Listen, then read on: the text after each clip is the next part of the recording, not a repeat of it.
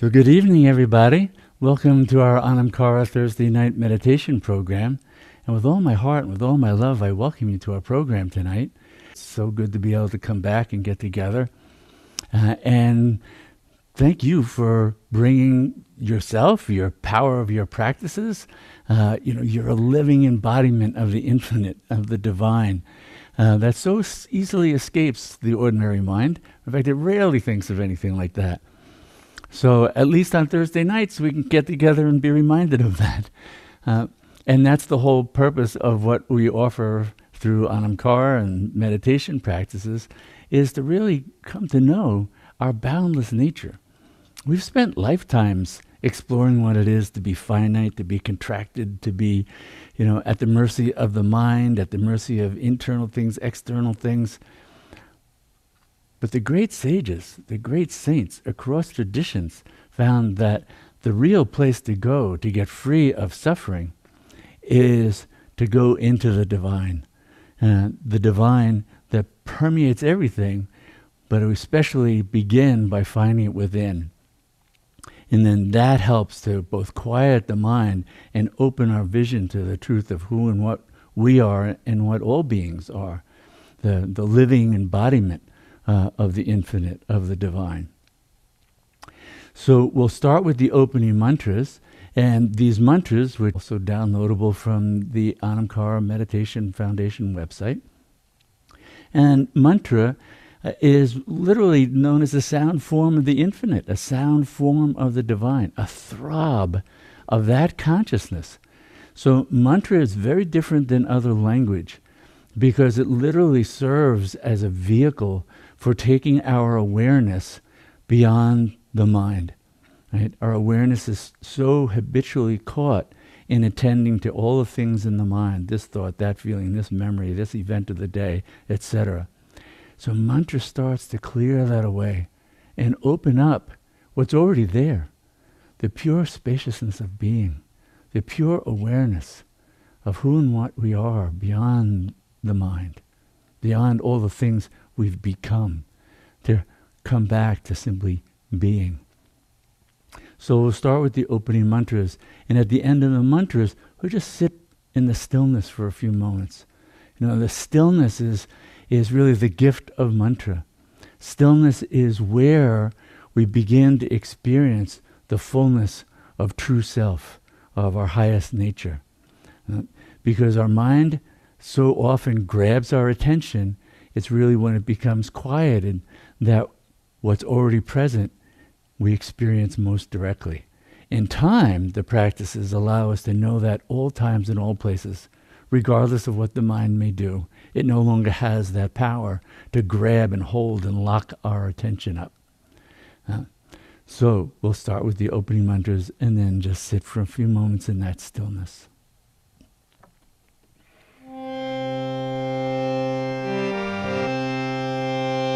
Shri Mata Kali Devi Ki Jai Gajananam Bhutam Ganari Sevitam Katita Jambu Palachar Bhakshanam Umasutam Shokam Vinashatarakam Namami Vigneshwara Parapankajam Shri Vanishaya Namaha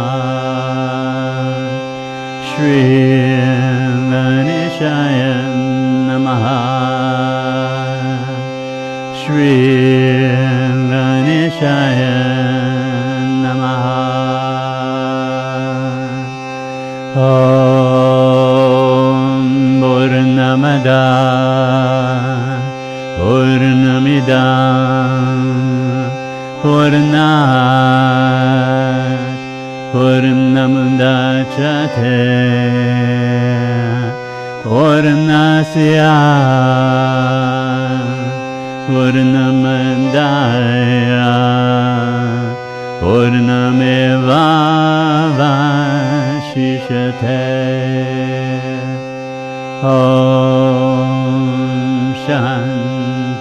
Shanti Shanti Shri Mata Kali Mahadevi Ki Jai.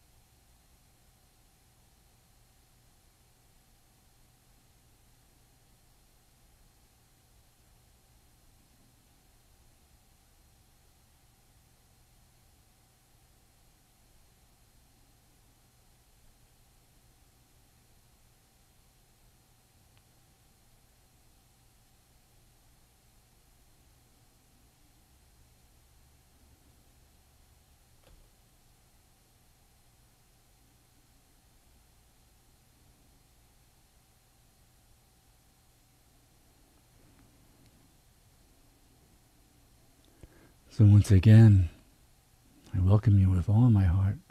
Thank you for coming this evening. So tonight is the first Thursday of the month, so it's a Dharma talk, and the context really of Dharma is living the practices, doing the practices.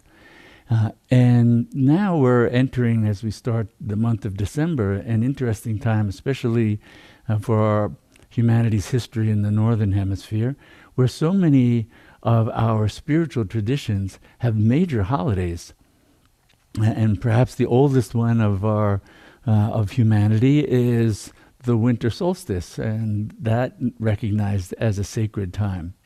But when we look at all that happens in December, it's really quite amazing. And it struck me that we come out of Thanksgiving, a holiday to really celebrate gratitude for so many gifts, so many things that we have in our lives that support us and take care of us, and everything from family and friends to things that make our life easier, better, everything. But also the deeper threads of gratitude for the loving presence that comes through so many people, that enters our lives. And December, following that, is really a celebration in so many different traditions of revelation, of the divine, the infinite, making its presence known, very dramatically often. And so when we look at the different traditions, that can be celebrated as in Hanukkah, the miracle of the lights remaining lit and comforting, and that living presence, really the flame of the divine, supporting the people.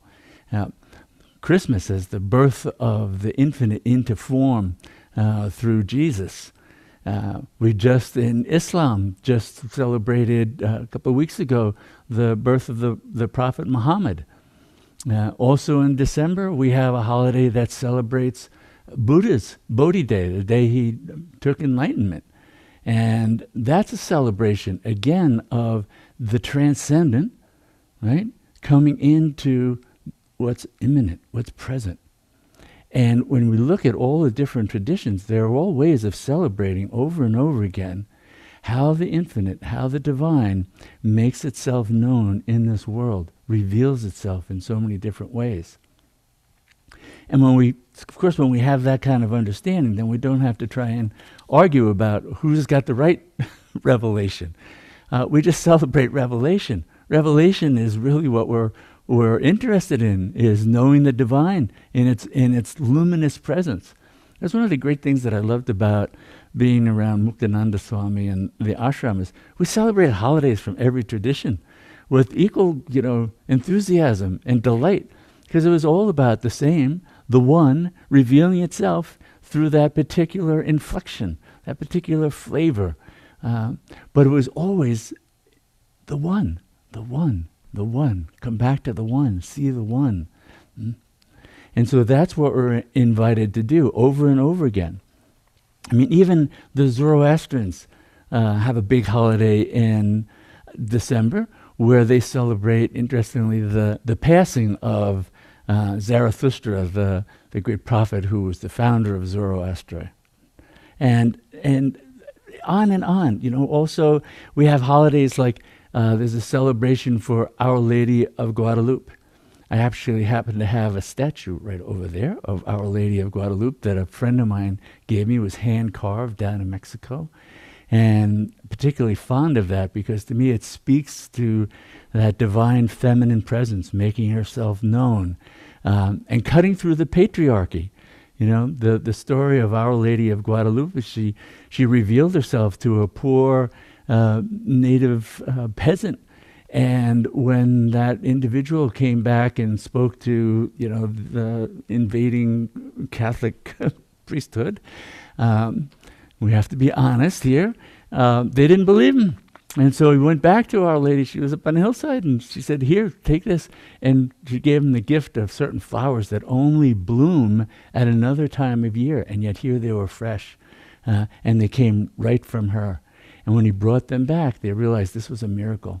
This was her presence being revealed.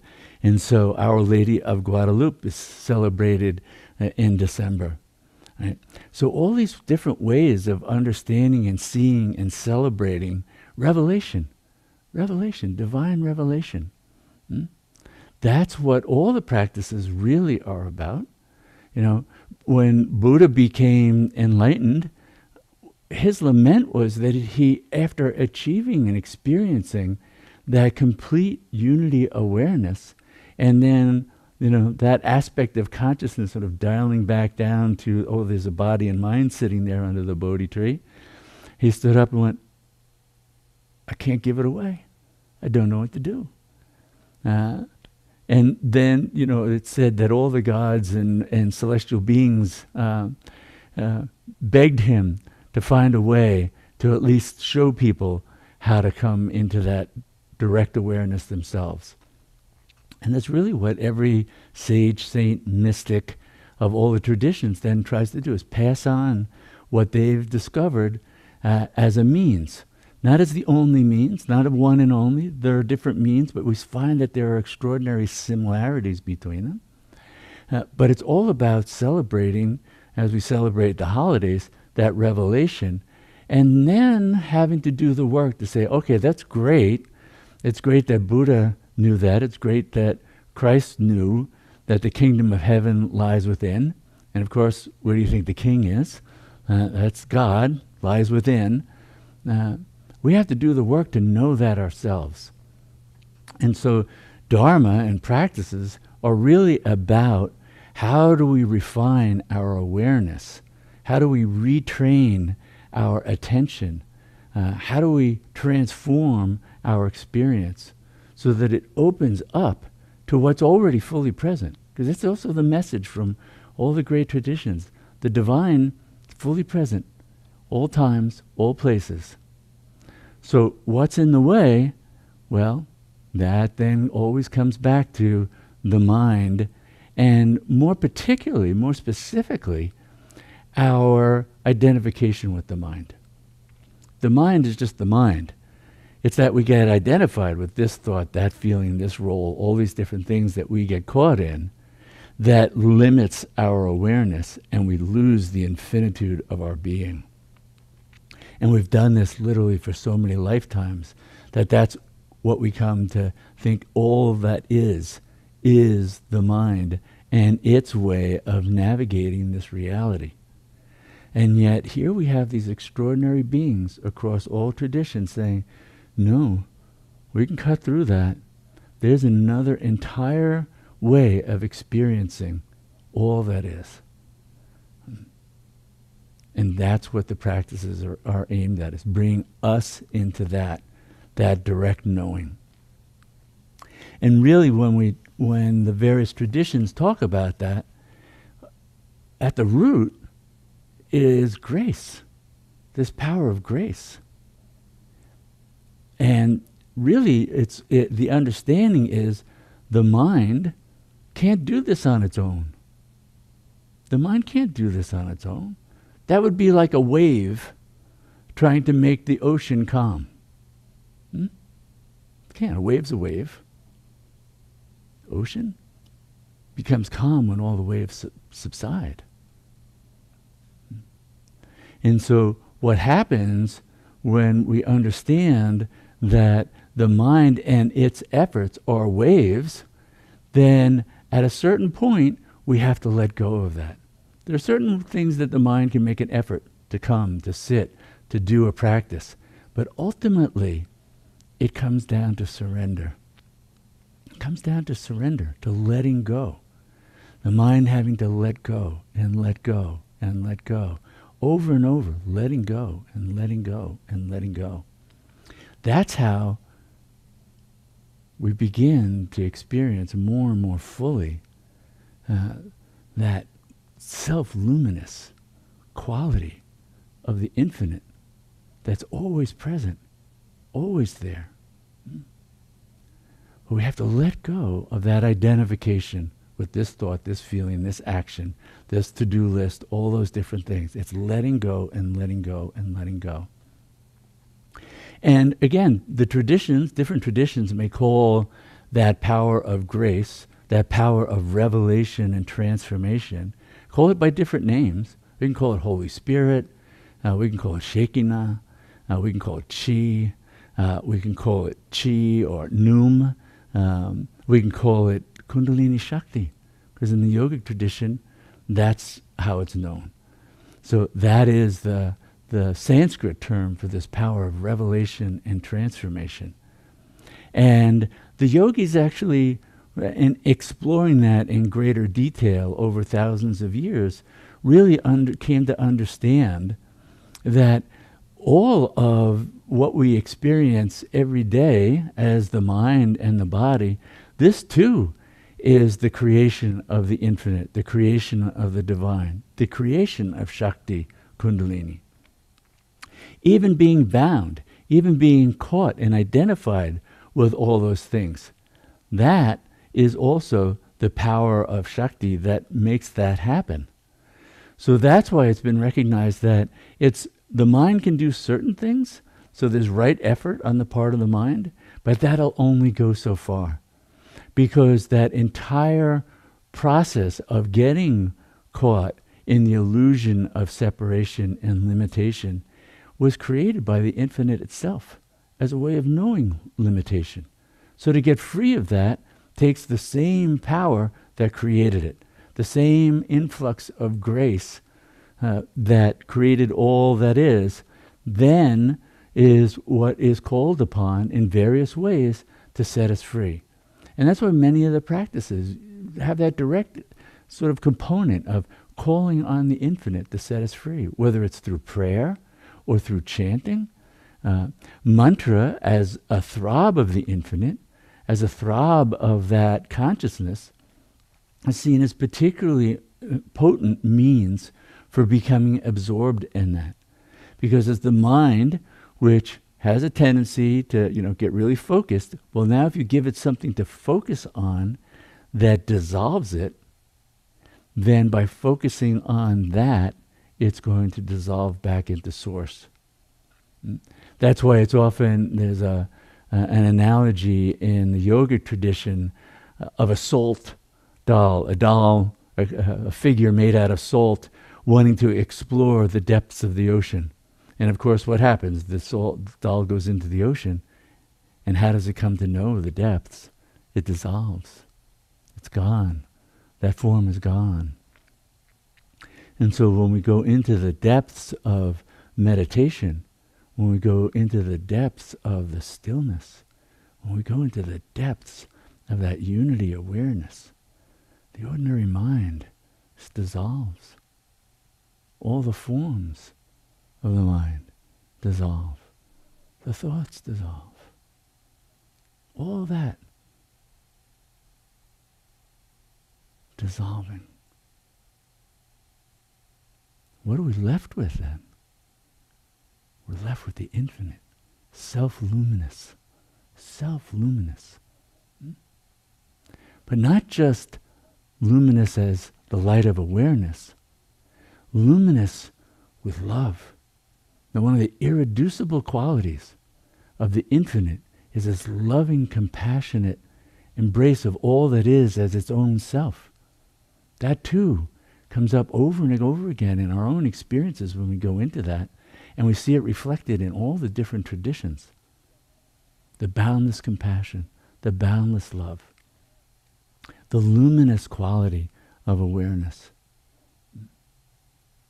the unshakable equanimity of that presence.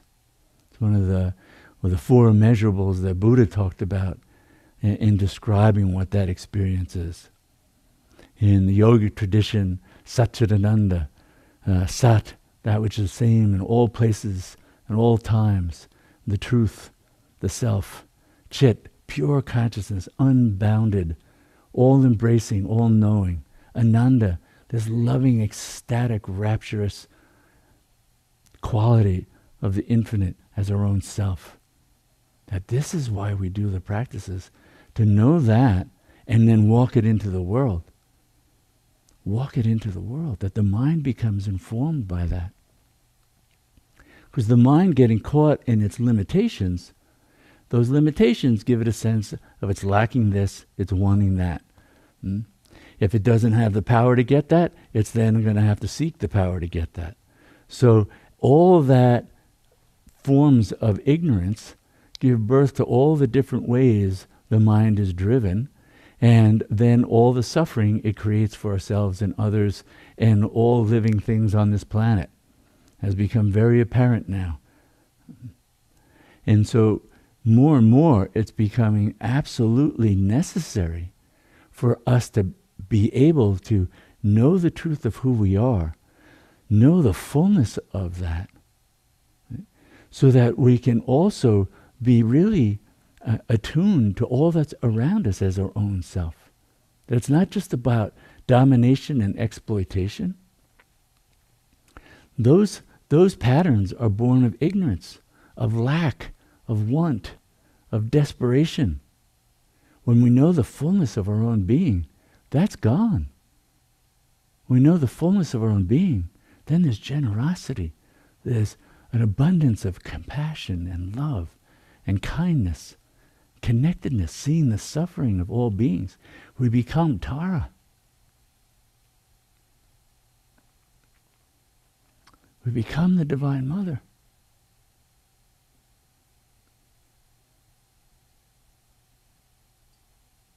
We become Kuan Yin.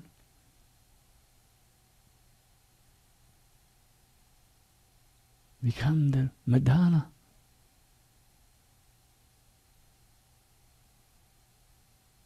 Those energies are us. When we worship those different forms, as comes up in our traditions, and heightened in this time of year, that we really attend to that. Well, the point of worship is for this merger to happen. That the one who's worshiping that which is worshipped and the process of worship, those three merge. They become one. You are that divine essence. You are that divine one.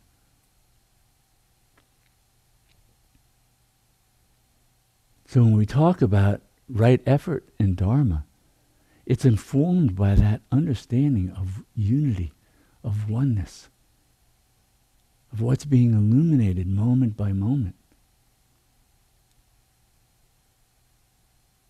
And coming to know that which illumines everything.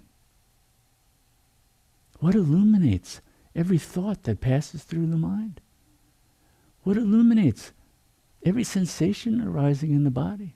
Pleasant, painful, neutral. What illuminates the darkest recesses? What illuminates even the sun? It's awareness. It's consciousness. That boundless consciousness illuminates everything. Now the poor mind, it only understands consciousness as like awareness. It has separate ways of viewing, and because the mind is an instrument for dividing things up, separating things out that aren't truly separate. And so the mind looks at consciousness and goes, oh, that's consciousness. There's awareness. See, I got some of that too. It doesn't. What little consciousness the mind has, the source is the infinite one. This is why symbolically that consciousness is symbolized by the sun, whereas the mind's consciousness is symbolized by the moon. Because the light of the moon is only the reflected light of the sun. So whatever consciousness you know, follow it back to the source. Then you come home to the infinite. What illuminates all experience in the very depths of darkness. I remember years ago I was doing caving, spelunking, hundreds of feet down under the earth. There's no light. There's nothing. You can have your hand like this. You can't see a thing. Pitch black beyond anything I had known or imagined. What illuminated that darkness? Awareness. The knower. The seer who's never seen. The knower.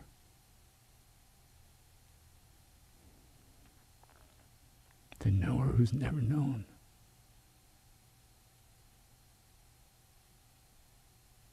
But when we let go of the illusion of being the mind, then we go back into the truth.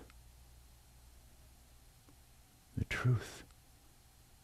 Hamsa. I am that. Tattvamasi. Thou art that. You're self-luminous. Who illuminates all that moves through your mind? You're an embodiment of the infinite. Right here, right now. You don't have to do a thing to become more divine. You don't have to do a thing to be more sublime. Tattvamasi. Thou art that.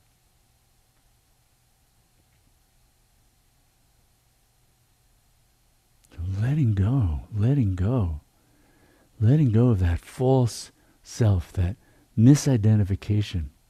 Then we can see, then that saying, the luminous quality of yourself continues to illuminate the mind.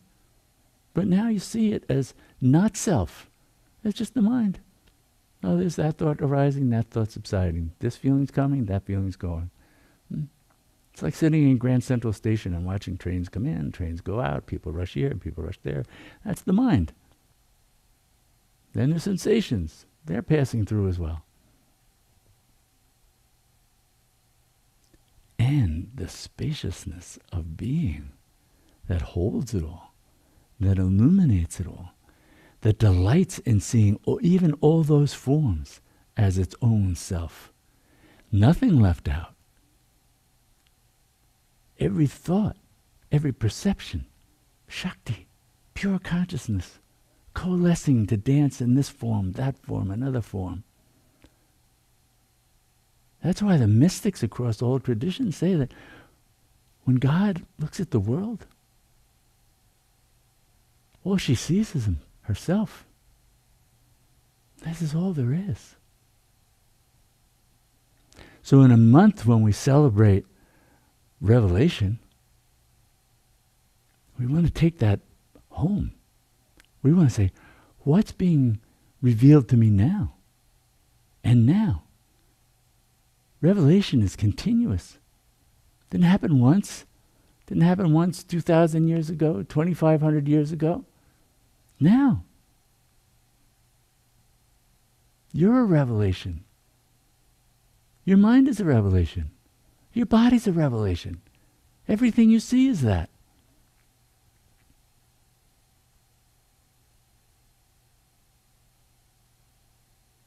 So the more we get free of the confines of the mind, the more that vision becomes available to us. The more we can see through the eyes of our own highest nature. We can see through our own divinity. Then what are we going to see? We're going to see our own self everywhere. We're going to see the divine everywhere. We're going to be in love with everything.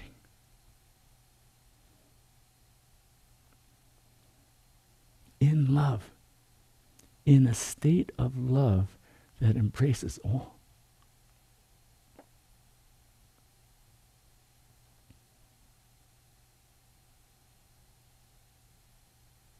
So that's what the practices keep inviting us to come home to, over and over again.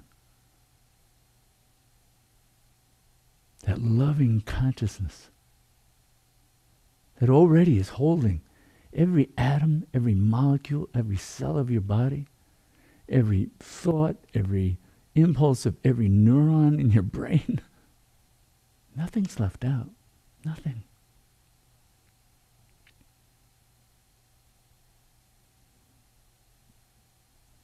The lament for the mind is it doesn't get to fully know that itself.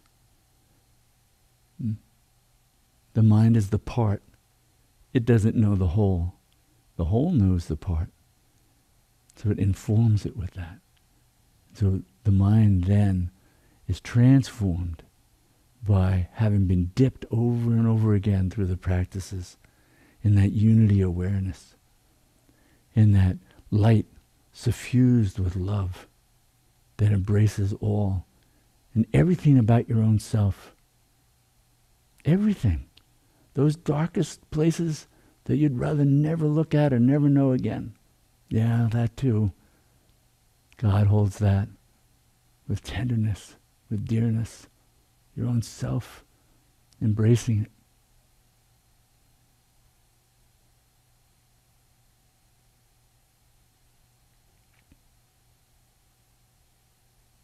So we make use of, that the practices like the use of mantra in order to shift our consciousness.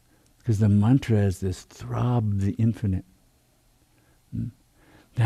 That's what then really can enter the domain of the mind and body and then say, oh, follow me. It's like the original Pied Piper. Follow me into the infinite. Follow me into the love. Follow me into this self-luminous, all-embracing compassion, love. Over and over again. There's never a moment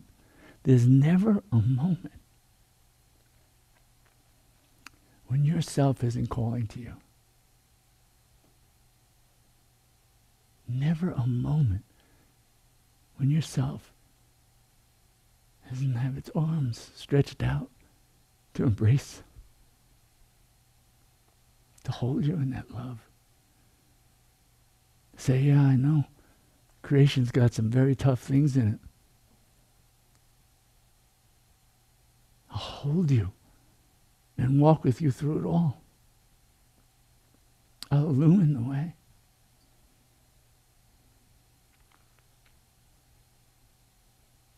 Find rest in me. Find comfort in me. That's what your divine self saying moment by moment. All that in a throb of the infinite, of mantra. All that. All that.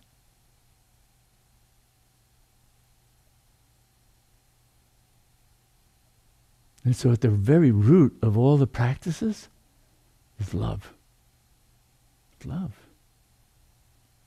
Love reveals all. Love embraces all. Love melts all differences. The way of truth and love is the eternal way.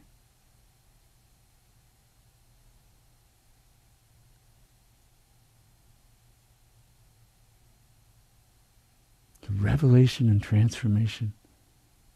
And when we give it different names, Shakti, it's the power of the infinite's love to create, to embrace, to delight, to set free, to reveal. Holy Spirit, Shekinah, Divine Mother.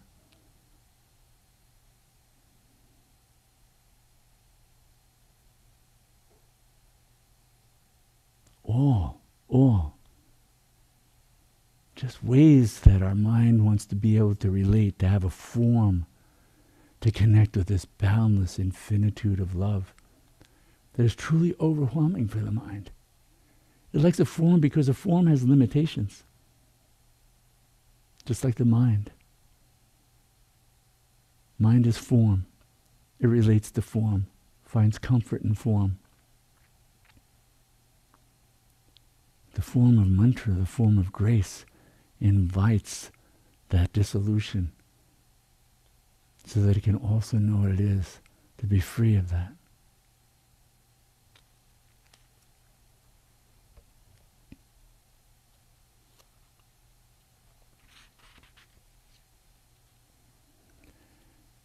It's all about getting free of that so we come to know the beloved, come to know the infinite one, the divine, our own self. What a veil you hide behind, my beloved. This shroud of thoughts and words appears impenetrable until touched.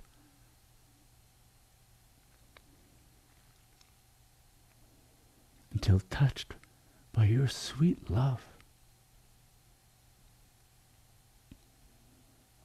Threads set a quiver.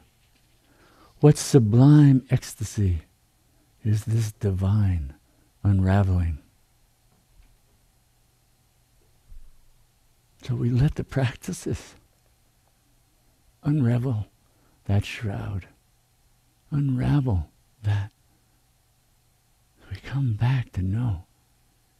And then from a place of knowing, we can delight in all those things. But first, we need to know what it is to be free of them. And that's why the power of mantra, this gift of love. See, chanting and use of mantra, it's a love song. From the self to the self. To set us a quiver. To unravel whatever might bind us, causes suffering. Come back to the self. Come back to that love. That's all there really is.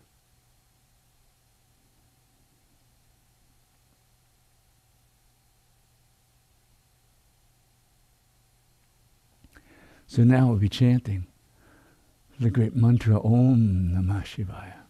Om Namashivaya. Om Namashivaya. I bow to the auspicious one. As everything. As everyone. All there is that. Om Namashivaya. All that arises within. Om Namashivaya. All that appears to be outside. Om Namashivaya. Om Namashivaya. Om Namashivaya. Om Namashivaya. So we'll chant for a few minutes and then sit in the stillness. If the mind moves, just let it move with Om Namah Shivaya. Let it dance with Om Namah Shivaya. Let it take refuge in Om Namah Shivaya. Let it dissolve in Om Namah Shivaya. Your own self. The throb of love arising within.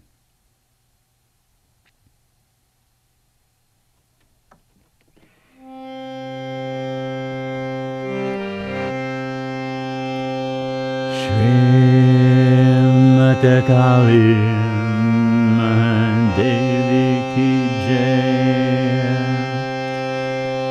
Jai.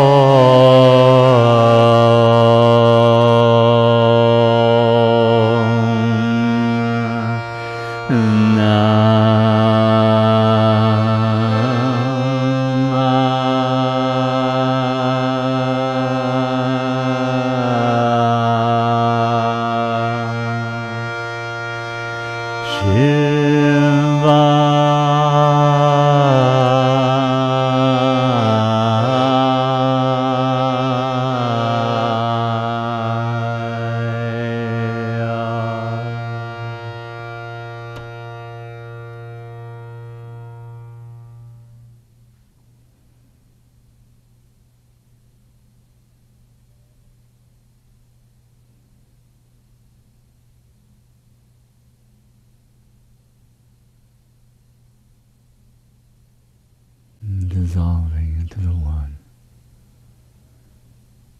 dissolving into the loving throb of the one that is mantra.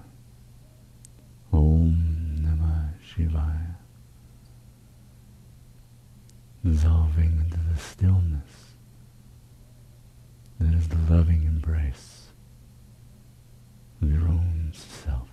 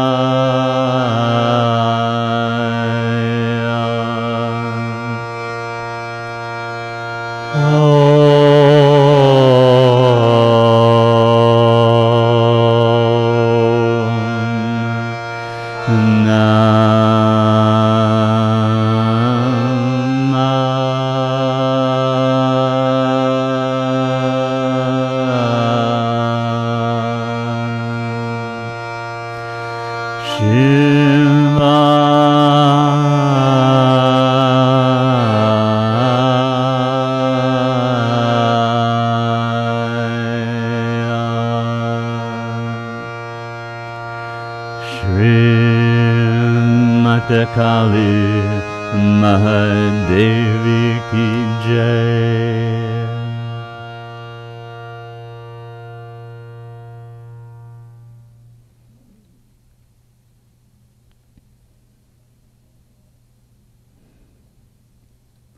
So we end with this prayer, and may all our practices truly benefit everyone, and may all beings know complete freedom from suffering. Namaste.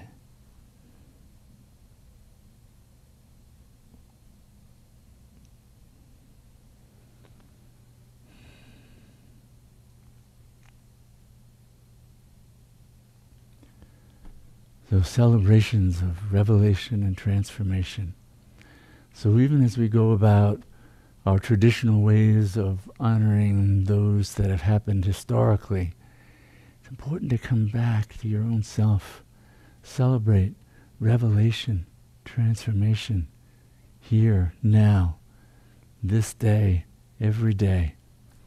So when we train our mind to shift, to be able to notice revelation, transformation, the living presence of grace, the living presence of the divine in our lives, now we're training the mind to perceive what's really there, and not just the veil of thoughts and all the other things that occupy the mind. Train it to see the truth of who you are, the truth of all beings. You are the sublime, the infinite, the divine one. And so with all my heart and with all my love, I thank you for coming this evening, for being who you are, for walking that into the world with all the love and compassion that you can, to keep coming back to practices, sharing them in the various ways you can. So thank you so much. Thank you. And of course, thank you for the ways that you support Anam Kar and share our YouTube videos and e-newsletters and help us to just make this available to as many people as we can, as freely as possible. So thank you for that. And thank you for your donations that make that all possible. So again, with all my heart, with all my love, I thank you for being here this evening And I look forward to seeing you next week.